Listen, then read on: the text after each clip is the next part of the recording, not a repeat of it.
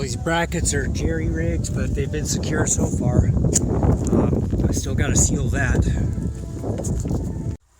Well, anyways, I had a guy build this little box for me, and I used these big heavy-duty zip ties to secure it there. I've got another one ready to go here for right there, but I'm missing one. I secured it to the top here with another big zip tie.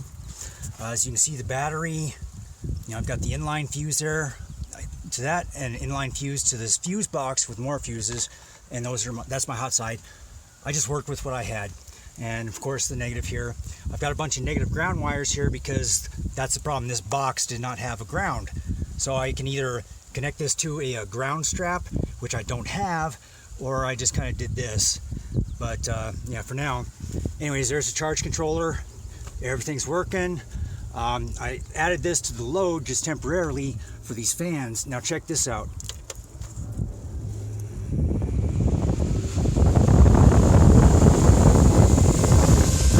Now this puppy moved 200 cubic feet per minute each.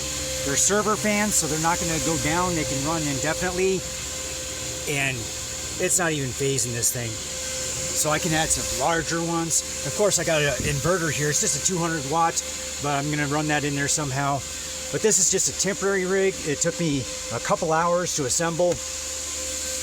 I don't know if I did it properly, but it works.